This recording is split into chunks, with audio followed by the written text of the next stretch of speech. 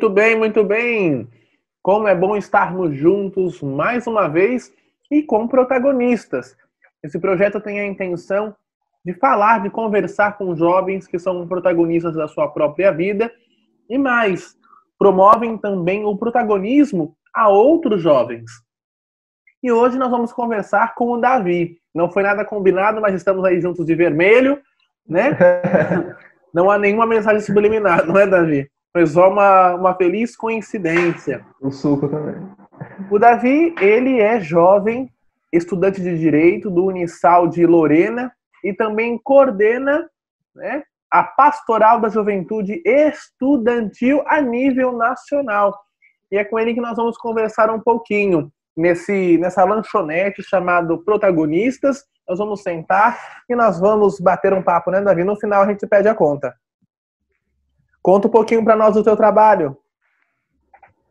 Meu nome é Davi, como o Ronald já adiantou. Sou graduando em Direito do Unisal de Lorena. Sou natural de São José dos Campos. Eu moro em Lorena, mas nesses tempos de pandemia estou na casa dos meus pais, aqui em São José.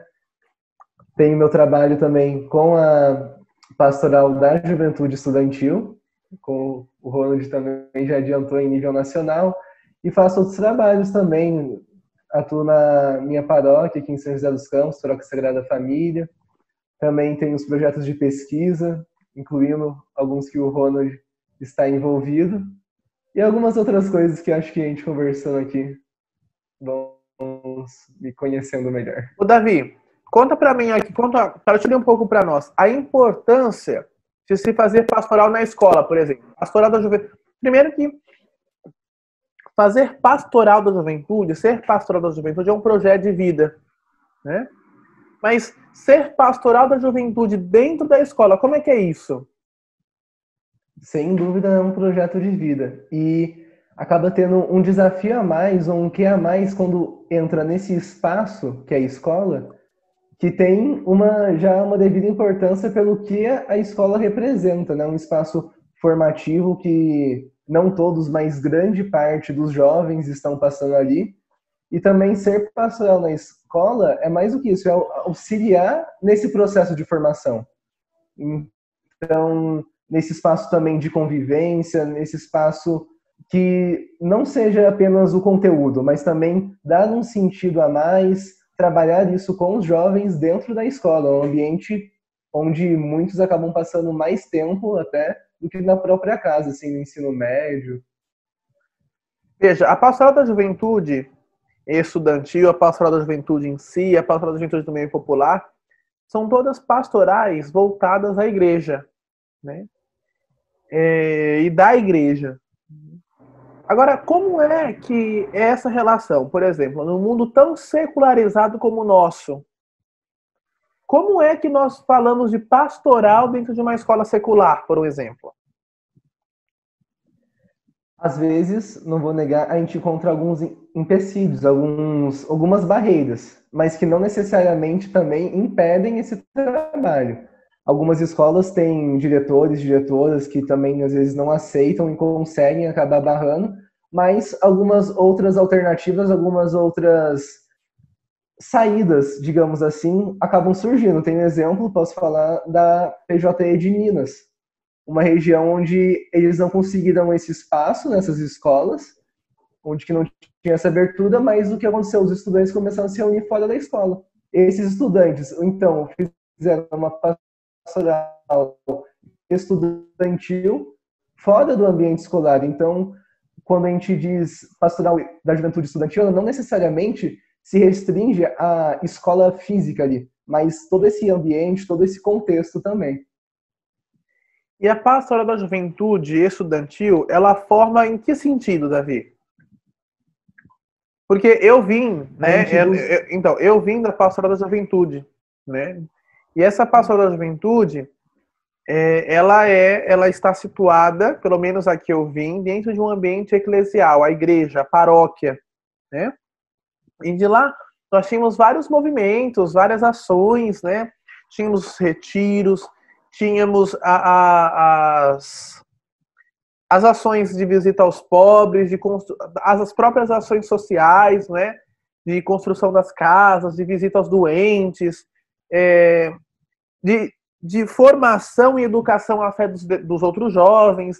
Como é que é isso? Como é que é, de repente, a pastoral da juventude estudantil? Porque ela tem um foco específico, né? Sim, sim. A perspectiva sempre também é na formação integral, então a formação como um todo, englobando aí também a questão da espiritualidade, que sem dúvida é muito importante. Então, assim como a PJ, você disse, a gente também tem os nossos retiros, temos algumas experiências de missões também, e outras coisas como debates, alguns projetos da escola, alguns projetos também, não só na escola, mas também ajudando outras escolas onde aquele grupo não está situado. Na escola onde eu vim, onde meu grupo de base, a gente fazia um projeto com uma escola onde não tinha essa estrutura de PJE, até mesmo era uma escola de ensino fundamental 1, ensino básico, mas a gente fazia esse trabalho de sair daquelas fronteiras assim e também trabalhar. E também o nosso envolvimento com os setores juventudes também da diocese e nessa perspectiva assim, né, olhando de maneira ampla, mas sem perder o foco, pois somos pastoral. Isso é muito importante, né? Porque se a gente corre o risco às vezes de acabar indo muito nessas ações que, sem dúvida, são extremamente importantes e acabar esquecendo qual é a origem também daquele movimento, daquela pastoral, que é justamente isso. Você sabe que uma das coisas que me chama a atenção na pastoral da juventude, na pastoral da juventude estudantil, é que são jovens educando, são jovens evangelizando, são jovens dando protagonismo, possibilitando o protagonismo, lembrando o protagonismo de outros jovens. Os adultos se fazem presentes, mas eles são assessores, eles são plano de fundo. Mas quem protagoniza as ações é a própria pastoral da juventude, são os próprios jovens, né? E assim, para que nós sejamos referência para os outros jovens, a nossa vida precisa ser uma vida de testemunho. E por vezes isso é difícil. O que você acha dessa situação, dessa colocação? Com certeza. Ser pastoral é um projeto de vida, né? O interessante que você falou de protagonismo é o próprio nome, né? A pastoral é da juventude. Não é somente para a juventude ou pastoral sobre, é da juventude. Então, a juventude que constrói ela, a juventude que faz. E, claro, com os assessores que vão dando um suporte, mas também eles não tiram a pedagogia do erro, né? Às vezes a gente acaba também errando, que é natural do jovem, mas a gente vai construindo ela. E essa questão de testemunho, um projeto de vida, ele engloba muitas coisas, né? Nossas escolhas, e é a vida inteira, né? É um projeto que a gente escolhe na nossa totalidade, nossa integralidade. Então, no meu caso, eu fiz essa escolha de trabalhar, ser católico, cristão, trabalhar com a PJE, e essas escolhas vão tendo algumas consequências, elas vão tendo algumas exigências de quem assume esse projeto. Então, eu não posso ser PJE somente quando estou no grupo da PJE, ou numa reunião, ou numa ação da PJE. Eu sou PJE, assumo esse projeto aqui dentro de casa com meus pais, assumo esse projeto na faculdade, assumo esse projeto quando a gente vai no bar. Então, e às vezes isso acaba não sendo também muito compreendido, podemos falar assim, não sei se é a palavra mais correta, mas às vezes acaba não sendo entendido. E aí também, aí tá uma questão de escolher esse caminho, escolher esse projeto, que nesses momentos que não uma dificuldade, mas pode se perceber até uma oportunidade de escolher de fato esse projeto, né, de ser pastoral, onde não é um meio favorável, podemos dizer assim, acho que você me entende, mas que aí, ali, mais do que até nos outros lugares, a gente tem que assumir essa escolha e as suas consequências. Davi, é difícil ser jovem de igreja hoje? Depende. Mas depende da perspectiva, de fato. Tá, Se. então eu vou melhorar minha pergunta. Tá. É difícil ser jovem de igreja e de pastoral hoje?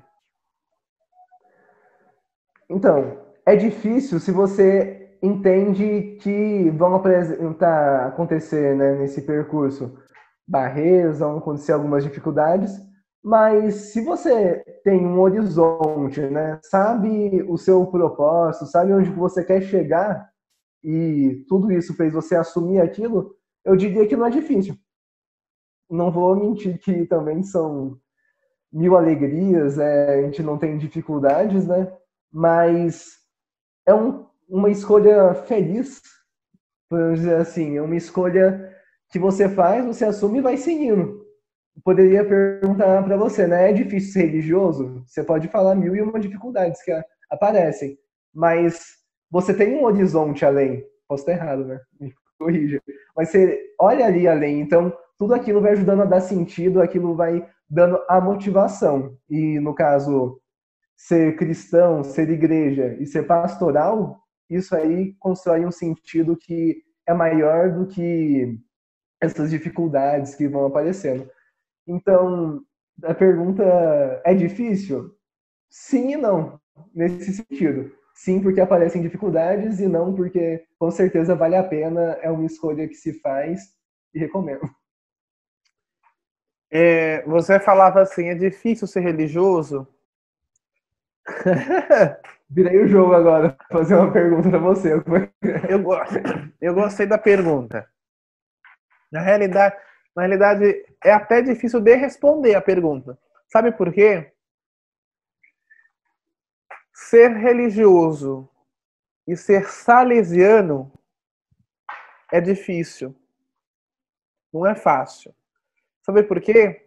Porque o carisma salesiano, ele é um carisma comprometedor e é um carisma que precisa ser muito bem entendido. Porque se não bem entendido e bem assimilado, dá caca depois. Porque nós salesianos, nós precisamos estar nós vivemos numa linha muito tênue entre o sagrado e o profano. Né? A nossa espiritualidade, ela é a espiritualidade do ordinário, é a espiritualidade do dia a dia, né? É a espiritualidade da festa, não da bagunça. É a espiritualidade da festa, porque nós acreditamos que o Cristo está ressuscitado e se faz presente no meio de nós. Mas nós estamos no meio dos jovens e nós somos jovens também, né? E por um exemplo, eu estou no meio dos jovens que bebem, eu estou no meio dos jovens que, no meu caso específico, né, que mexem com drogas, são dependentes químicos. Eu trabalho com jovens universitários também. E é interessante que você está com eles, mas não pode ser um deles. Você precisa ser referência. Por isso que eu perguntava se é difícil ou fácil. E isso se perpetuou dentro de um projeto de vida. Porque eu preciso estar muito seguro das escolhas que eu fiz e do projeto que eu tenho. Porque se eu não tiver essa clareza, eu entro no balaio do gato.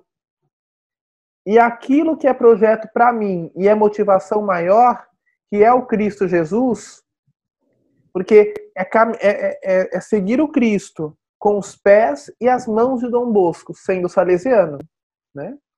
Uhum. De realizar essa experiência, você precisa ser muito seguro de si, da sua vocação e do seu projeto, saber para onde vai. Por isso que eu digo que é difícil, mas é uma dificuldade que, sem sombra de dúvidas, vale muito a pena. Né? No fim, né, Davi, terminamos no mesmo jeito, da mesma forma, vale a pena. Bonito.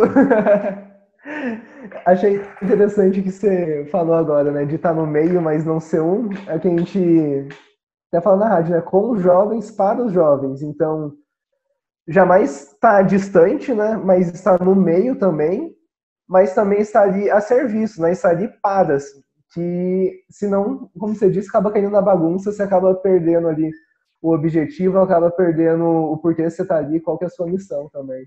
Quando você fala de missão e você fala de motivação, Davi, para quem não sabe, foi meu aluno. É meu aluno ainda na extensão universitária, né? Das duas extensões universitárias que eu coordeno. Mas uma coisa que eu sempre pergunto, sempre na primeira aula, qual é a sua motivação? Isso precisa ser o nosso horizonte. Sabe por quê? É interessante que quando nós vamos aos jovens, em relação a nós salesianos, né? Os jovens são para nós salesianos encontro com Deus, lugar teológico, lugar onde eu posso me encontrar com o sagrado. Essa é a minha motivação como religioso. Se não for isso, dá problema. Né? E aí, a gente precisa ter muito claro, né, Davi, enquanto motivação, por exemplo, em relação à pastoral. Quando eu vou propor um grupo, quando eu vou propor uma ação, quando eu vou propor uma colaboração, enfim, quando eu vou construir um reino, eu preciso saber qual é a minha motivação. Aonde está alicerçada essa minha motivação?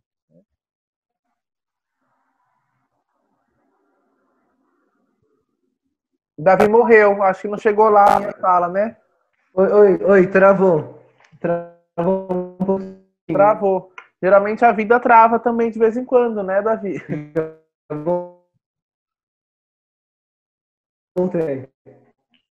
Você pegou o que eu disse? Isso, mas já tá voltando aqui o áudio, estão ouvindo. Você pegou o que eu disse? Da motivação, que a gente tem que ter ela muito bem clara, foi isso? Isso. Nós precisamos ter ela muito clara, porque senão, quando nós chegamos no nosso objeto de missão, dá problema. E aí, eu preciso lhe fazer uma pergunta para eu entender. Dizem que a pastoral da juventude está morta. Se não está morta, está morrendo. Como é que é isso?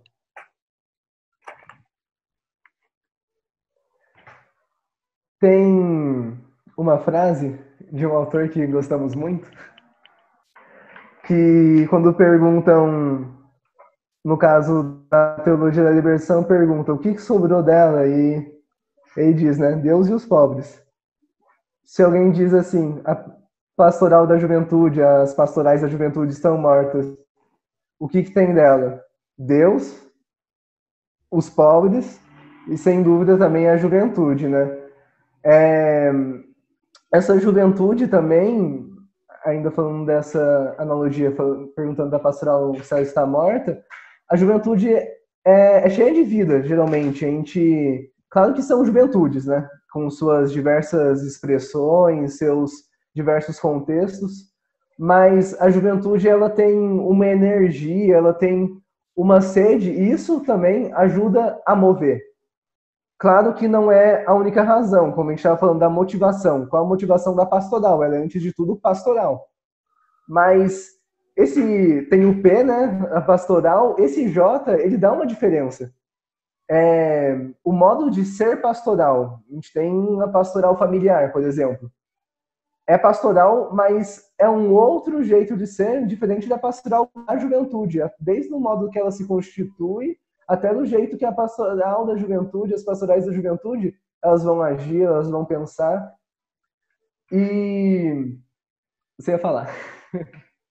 Eu, quando tive a alegria de conhecer Dom Pedro Casaldáliga, Dom Pedro dizia assim: você faz parte da PJ, Pastoral de Jesus. Né? E eu nunca esqueci disso, porque ele disse que a juventude está em Jesus e com Jesus. Por isso que é PJ. E aí é claro que as pessoas muitas vezes olham a pastoral da juventude com maus olhos,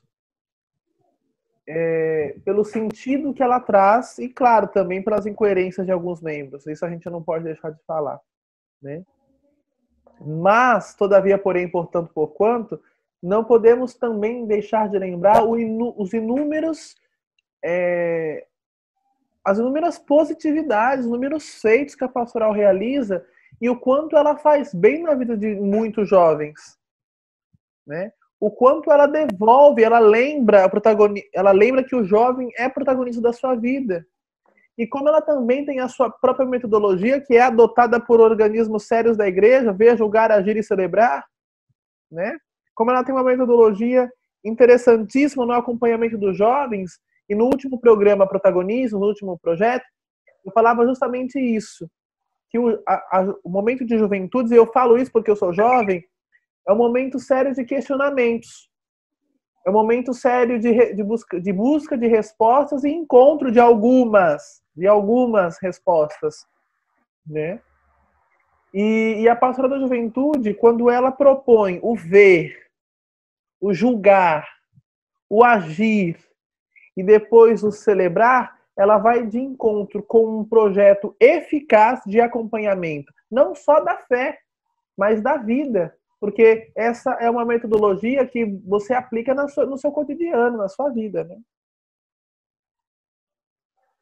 Sem dúvidas. E isso também acaba gerando as críticas, né? Porque provoca, mexe. O jovem, ele se enxergando também como um protagonista da própria vida, questionando, buscando algumas respostas, como você disse, né? A gente não tem sempre a resposta de tudo, nem deve ter. E isso tudo acaba mexendo, acaba agitando, né? Movimentando. E é um movimento que acaba incomodando quem, de certa forma, tá ali quieto, tá, para não ficar repetitivo, né? Acomodado. E isso leva um jeito de pensar, um jeito de ser igreja, mas também um jeito de ser jovem, ser humano também.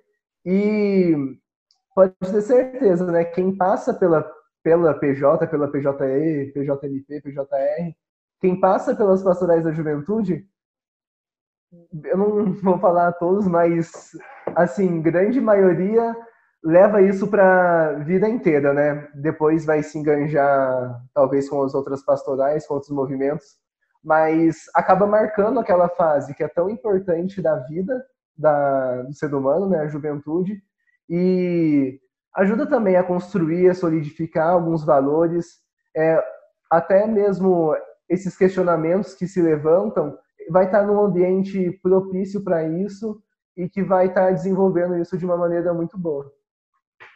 E Davi, nós não podemos esquecer, e eu gosto de lembrar disso, o pastoral da juventude e as juventudes da igreja, elas precisam ser proféticas. Elas precisam cada vez mais delinear o rosto profético de Jesus, né? E na realidade, essa é uma grande marca da pastoral da juventude, a sua profecia, né? É muitas vezes, inclusive, revoltada, carregada de preocupação, preocupada de amor, por amor. Isso precisa ficar claro, porque se eu defendo a causa dos negros é porque eu os amo e os entendo como meus irmãos. Se eu defendo como igreja também a causa LGBT, é porque eu os amo e são meus irmãos. Porque Deus, Jesus, nos ensina a falar com Deus, o chamando de Pai. E se Ele é Pai, Ele é Pai nosso. E se Ele é meu Pai e é teu Pai, nós somos irmãos. E além de qualquer escolha, de qualquer queixa, de qualquer situação, somos todos irmãos porque somos filhos de Deus. Né? E a pastoral, ela faz questão de dizer, e eu acho bonito isso, né? E tantos nomes do nosso Brasil, da teologia, não só da libertação, né? Mas da teologia dogmática, vai nos trazer, por exemplo, o padre João Roberto Libânio, né? Que homem esplêndido, falecido, né? Jesuíta, para não lembrar qual a congregação, né? Mas padre João jesuíta, quantas vezes ele fala, né? Falar de reino é falar de poder, né? nós como pastoral, nós construímos a civilização do amor. Porque Deus é amor, está em João capítulo 1. Deus é amor na casa de São João, não é? Ele chama Deus de amor. E nós somos a sua civilização porque somos seus filhos. E a pastoral faz questão de lembrar isso. E é por isso que talvez isso machuque tanto alguns fatores da igreja, né? Mexa em alguns quartos da igreja, justamente por alguns setores, justamente por isso, né? E isso é muito interessante. Isso é muito interessante. Eu achei legal o que você falou da revolta, né? Assim, às vezes que isso acaba, volta e vez, né? Acaba se manifestando no jovem, né? É uma característica que às vezes tenta ser abafada, né? Como se fosse algo totalmente negativo, como se fosse algo que não devesse ser sentido, né? Mas nesse segmento como pastoral, né, e com esse projeto de construção do reino de Deus, da civilização do amor, seguindo os passos de Jesus, a gente lembra também, né, que Jesus também foi jovem, Jesus também teve seus questionamentos e até mesmo suas revoltas, né? E é interessante a gente saber isso, saber trabalhar esse momento, amadurecer ele, mas também sem deixar de viver, sem deixar e de ser igreja, sem deixar de perder esse horizonte de construção do reino de Deus, da civilização do amor, e independentemente do ambiente também. Você sabe, Davi, que em 2011 eu participava do DNJ e Dom Jacir Francisco Braide, bispo diocesano de Santos na época, hoje é Dom Tarcísio Escaramuça, mas na época Dom Jacir na sua homilia, olha como me marcou, né? Em 2011, Dom Jacir falava assim, sabem por que nós não temos na Bíblia, na Sagrada Escritura, não se fala da juventude de Jesus? Porque o jovem Jesus está aqui na minha frente. E a Sagrada Escritura é construída cotidianamente na vida de vocês. O Jesus jovem é cada um de vocês, jovens que estão aqui. Nunca esqueci isso. Né? Profundo. Vocês são o rosto jovem. Vocês são o rosto jovem. O rosto de Jesus jovem. Por isso que não está na Bíblia, porque esse momento a Bíblia se faz vida aqui. Achei isso forte, porque é verdade. Quando nós sabemos para onde nós vamos, né, quando nós temos muito claro que o projeto de Jesus também é o meu projeto,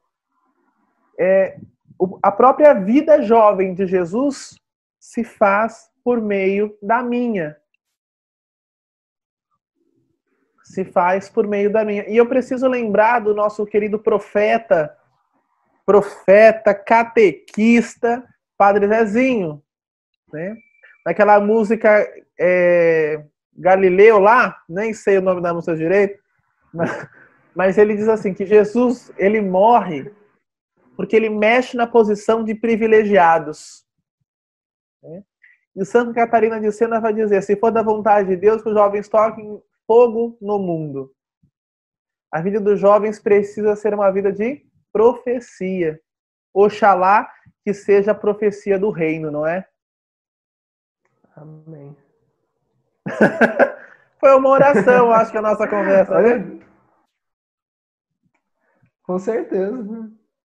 Falar de coisa boa, falar de construção. E é uma construção, né, Davi? É uma construção que não termina. Na realidade, termina quando Jesus volta. E como nós estaremos, enquanto jovens, enquanto civilização, enquanto seres de unidade, quando Jesus voltar? Né? Essa precisa ser a nossa pergunta. Diga. Você falou dessa construção que não termina, né? Hoje, agora um pouco mais cedo na catequese, para quem está assistindo também sou catequista, né? Na pastoral da universidade, né? Eu falava que o projeto de vida do cristão, né, a construção do reino de Deus. E por ele saber que aquilo é tão bom, ele não se contenta em esperar. Ele quer, a gente já vai tendo uma, me fugiu a palavra, um prelúdio, não sei. A gente já vai construindo ele aqui na Terra e vivenciando ele, aos poucos, né? Então, por exemplo, quando o Ronald fala do trabalho com os jovens em situação de conflito com a lei, aquilo também já é construção do reino de Deus. A gente já está começando a viver. Quando a gente fala aqui de pastoral da juventude estudantil, né, na escola, aquilo também é construção do reino de Deus e a gente já vai vivenciando um pouco daquilo aqui na Terra e aos poucos, sempre tem algo a mais, a gente sempre vai fazendo, né, quase um trabalho de formiguinho, assim, né, que a gente vai construindo de pouquinho em pouquinho para que depois a gente consiga, né, vivenciar ali na plenitude e ter uma vida em abundância para todos. Me desculpa, Davi, me deter nisso. Você estava falando, eu estava pensando aqui. Pode ser que os nossos jovens hoje não entendam mais o valor de serem profetas, né? Eu acho que nós jovens estamos muito calados. Como cristãos católicos, nós não podemos perder o sentido da profecia, porque isso é uma marca, né? Diante desse governo que nós vivemos, diante dessa política que nós temos, diante da sociedade que nós vivemos, nós não podemos nos calar, né? Tem uma música que diz assim, eu não sou cantor, né? Mas tem uma música, hoje eu tô poeta. Tem aquela música, se é mesmo que eu pensei. Se calarem a voz dos profetas, as pedras falarão. Se fecharem os poucos caminhos, 1000 trilhas nascerão. E é justamente isso, né? Se fecham os caminhos, nós jovens precisamos ter a audácia de fazermos trilhas, de abrirmos novas possibilidades, porque o nosso olhar é novo e não corrompido. Você ainda comentou dessa situação? Essa semana mesmo eu estava lendo um texto e não exatamente sobre isso, mas trazendo para a nossa situação de hoje, né? Que com pandemias, questões políticas, né? Muitas vezes a gente acaba desanimando de algumas questões, né? Sendo até pessimista, olhando, mas uma marca do cristão também é esse otimismo, né? Não infantil ou iludido, assim. Um otimismo concreto e aquela esperança, né? Esperança que é ação, né? Esse esperançar. E onde eu estava lendo, falava assim, que nesses tempos que surgem algumas dificuldades, algumas restrições, a gente surgem não uma nova teologia, né? A gente está falando de pastoral, uma nova pastoral, mas sim um desdobramento, um novo jeito de ser pastoral diante dessas condições que a realidade impõe para a gente, né? No caso da pandemia, a gente não está saindo, né? Evitando ao máximo, né? Dentro das necessidades e tudo mais, o contato social, mas não por isso a gente deixou de ser igreja, deixou de fazer igreja, né? Podemos dizer assim. E também a gente não pode deixar de ser profeta, de anunciar, de construir o reino, né? E aí a gente vai pensando em novas alternativas para não calar essa voz dos profetas, né? Não calar essa voz e continuar, né? Às vezes acaba sendo meio difícil, falo por mim mesmo, né? Uma situação que ninguém esperava, né? Mas a gente vai sempre se adaptando, sempre se moldando dentro de uma mesma perspectiva, mas não seria a palavra reinventando, mas se refazendo ali. Essa questão da pandemia, de fato, nos pegou de surpresa, né? Mas A humanidade se reinventou a partir de onde mais de 90% dos jovens se encontram, que é a internet, que são as redes sociais. O mundo se inventou e se aproximou de onde os jovens estão. Olha que interessante. Porque eles foram descobridores, nós fomos descobridores de novas terras, de um novo continente, já diz o Papa Bento XVI. Isso é interessante. Nós não podemos perder nunca essa certeza, né? De que nós somos, por excelência, nós salesianos, porque Dom Bosco foi audacioso e sonhador. Nós somos filhos da audácia e do sonho. Mas o jovem por excelência, ele tem o sonho dentro de si e tem a audácia que o move. E isso jamais pode ser apagado. E claro, o sentido de comunidade. Hoje vivemos com tantos individualismos, não é? Mas o próprio Dom Helder Câmara, não é uma fala dele, mas ele usava sempre, né? Sonho que se sonha só, continua sonho. Mas sonho que se sonha em conjunto se torna realidade. E antes de pedir a nossa conta, Davi, já lhe agradecendo pelo carinho de estar aqui hoje, viu? Partilhando um pouco da vida, partilhando um pouco da igreja, partilhando um pouco do que é ser pastoral, né, juvenil hoje. Quero ler um pensamento, e assim nós finalizamos, porque eu pago a conta, do padre Hilário Dick, um símbolo para nós jovens de pastoral, um símbolo para a igreja latino-americana, né? Ele diz assim: apesar de a profecia levar muitas vezes à morte, não há profecia que não seja poética. E isso, a poesia, ela nos move. A poesia, ela nos move. Porque com a sua vida, o próprio Jesus foi poeta. Na criação, Deus se fez poeta, né, para criar tudo isso. E a poesia, ela também é denunciativa. A poesia é uma forma artística de também me colocar no mundo. Que nós jovens não percamos essa certeza de quem somos, das motivações que nos movem e, sobretudo, de o quão responsáveis nós somos pela construção da civilização do amor. Muito obrigado a você que nos acompanha e também ao queridíssimo Davi. Eu que agradeço. Muito bom.